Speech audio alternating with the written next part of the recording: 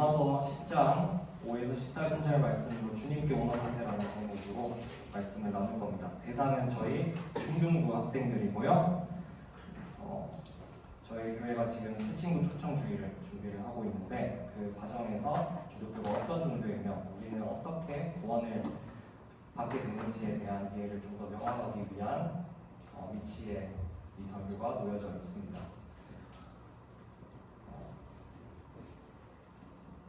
네, 시작하겠습니다.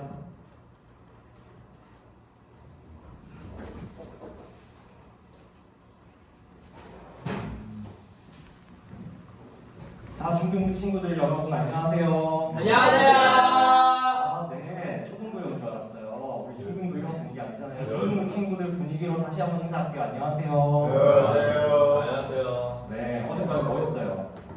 게임하고 잤어요. 아, 게임하다 잤어요? 네. 네, 좋습니다. 게임을 열심히 했으니까 기분 좋아졌죠? 아니요, 졌어요?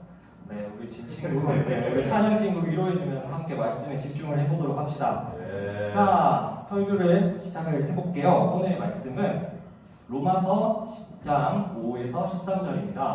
다 읽었다고, 함께 읽었다고 치고 시작을 할게요. 자, 오늘 제목은, 깨셨네요, 폰트가. 주님께 오마카세입니다. 네, 여러분 오마카세 먹어봤나요? 아니요. 네, 벌써 부모님이랑 먹어본 친구도 있고요, 안 먹어본 친구도 있네요. 자, 요즘 일식집에서 오마카세 먹는 게 유행인 것 같습니다.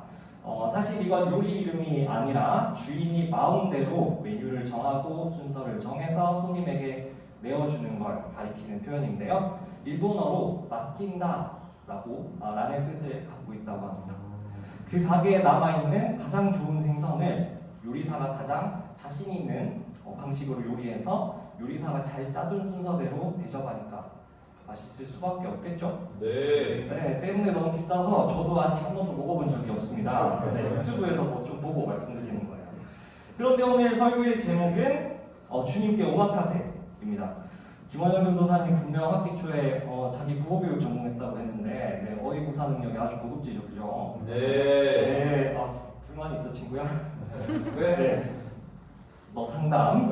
자, 어쨌든 사실 제 설교가 늘 그렇다시피 다 이유가 있습니다. 그래서 함께 우리 이 호기심을 가지고 함께 본문을 살펴봤으면 좋겠어요. 먼저 5에서 7절입니다. 소리 내서 한번 읽어볼까요? 다 같이 소리 내서 읽어볼게요. 시작. 모세가 기록하되 율법으로 말미암는 그를 행하는 사람은 그 조상이라 하였거니와 믿음으로 말미암는 그는 이같이 말해 내 마음에 누가 하늘에 올라가겠느냐 하지 말라 하니 올라가겠느냐 하면 그리스도를 모셔드리려는 것이요 혹은 누가 도중에 내려가겠느냐 하지 말라 하니 내려가겠느냐 하면 그리스도를 죽은 자 가운데서 모셔 올리려는 것이라. 아멘.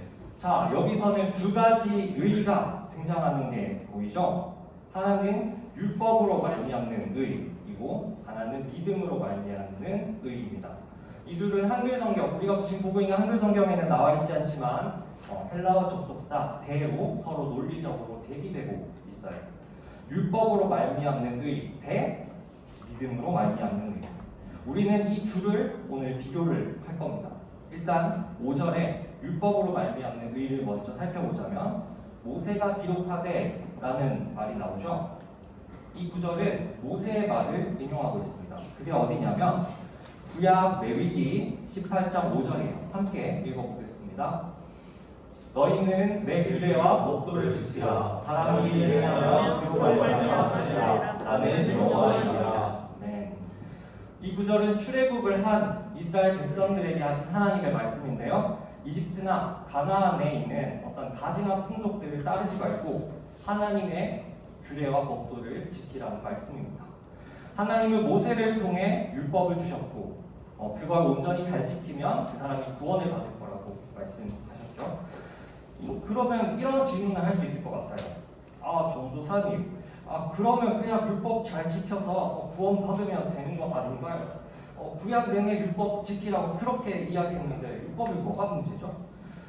네, 문제입니다. 네, 문제 맞습니다. 율법은 사람들을 구원하기 위해 주어졌지만 사람들은 율법을 충분히 지킬 수 없었거든요. 갈라디아서 3장 11절은 이렇게 말합니다. 또 하나님 앞에서 아무도 율법으로 말미암아 의롭게 되지 못할 것이 분명하니 이는 의인은 믿음으로 살리라 하였습니다. 사실 바울은 본문 앞에서부터 꾸준히 어떤 대비를 만들어 왔습니다. 9장 32절에서는 믿음과 행위를, 또 10장 3절에서는 하나님의 의와 우리 자신의 의, 또 4절에서는 그리스도와 율법을 대비시킵니다. 그래서 5절과 6절이 여기서도 서로 대비되고 있으며 두 구절은 모두 신명기를 인용하고 있는 구절이에요.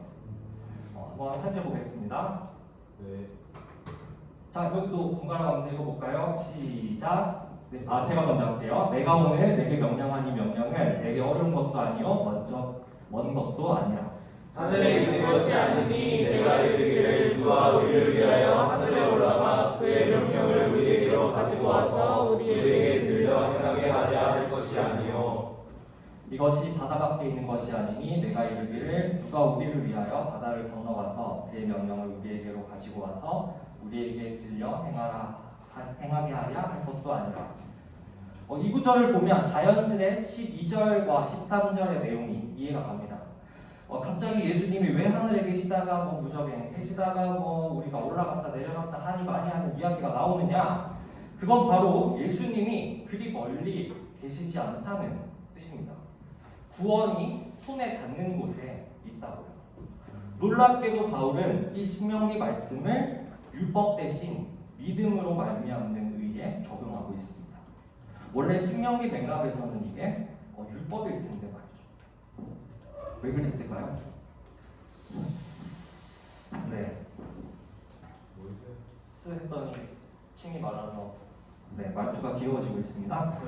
자, 왜 그랬을까요? 우리는 이제 율법보다 더 쉽고 가까운 의를 마주하고 있기 때문입니다. 이것이 바로 믿음으로 말미암는 의입니다. 다음 단락인 본문 8, 9절을 보도록 합시다. 제가 읽어드릴게요. 그러면 무엇을 말하느냐? 말씀이 내게 가까워 내 입에 있으며 내 마음에 있다 하였으니 곧 우리가 전파하는 믿음의 말씀이라. 내가 만일 내 입으로 예수를 믿고 시인하며 또 하나님께서 그를 죽은 자 가운데서 살리신 것을 내 마음에 믿으면 구원을 받으리라. 아멘. 여기서 그러면으로 시작을 하고 있는데 그러면은 헬라어 접속사 알라입니다. 네, 이슬람도 이야기하는 거 아니에요. 알라. 네, 알라. 네, 집에 가서 엄마 오늘 집도사님이 교회에서 알라 이야기했어 라고 이야기하면 곤란합니다. 이 접속사가 나왔으니까 이제 이제 반대되는 이야기가 나올 거라는 거예요. 하늘이나 무적행이 간이 많이 하는 이야기와 반대되는 이야기가 나올 거라는 뜻입니다. 이 의는 예수 그리스도를 믿음으로써 얻어지는 의죠. 우리는 예수님이 주님이심과 그분이 부활하셨다는 사실을 믿음으로써 구원에 이릅니다. 그리스도께서는 율법을 지키지 못하는 우리를 대신해 율법의 저주를 친히 받으심으로 율법을 마치셨습니다.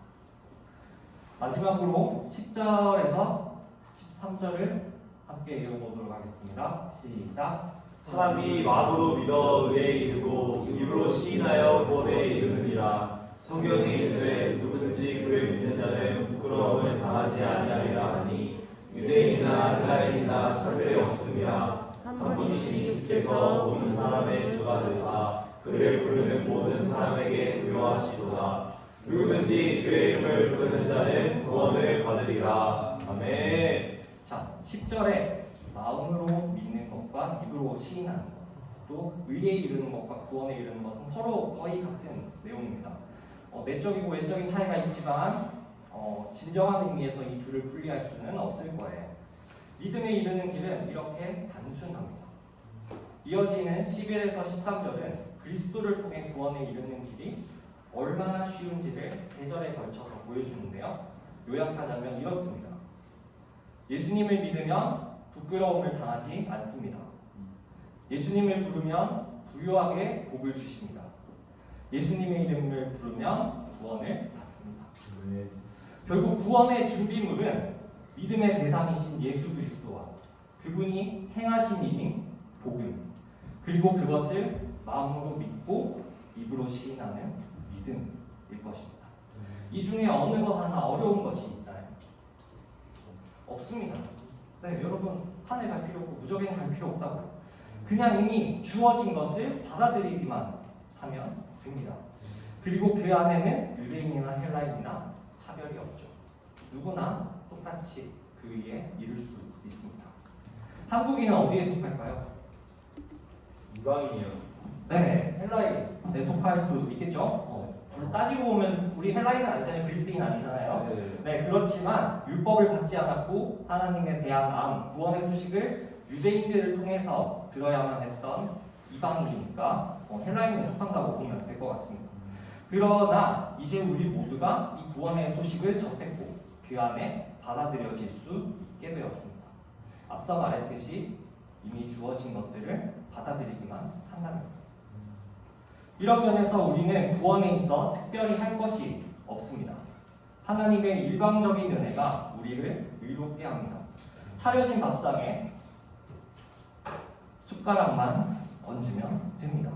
누구 마음대로요? 하나님 마음대로요. 그래서 오늘 설교 제목을 주님께 오마카세라고 지었습니다. 우리의 구원은 이 문제를 하나님께 맡겨드릴 때 비로소 우리 것이 됩니다.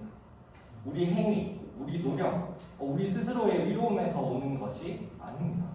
분주하게 고기 나르고 반찬 나르고 수저 놓을 필요가 없다는 뜻이에요. 그건 오마카세가 아니라 명륜진사갈비니까요. 무함으로 즐겨요. 명륜진사갈비. 네, 하지만 우리는 자리에 가만히 앉아 하나님이 손수 예수 그리스도를 재료로서 다듬는 것을 지켜봅니다. 그리고 가장 좋은 재료를 가장 예쁘게 플레이팅한 정성 가득 담긴 밥상을 받습니다. 하나님이 손수, 원수였던 우리에게 용서의 밥상을 차려주시는 겁니다. 실제로 성경에 밥상이 굉장히 인상 깊게 등장하는 장면인데 한번 볼까요?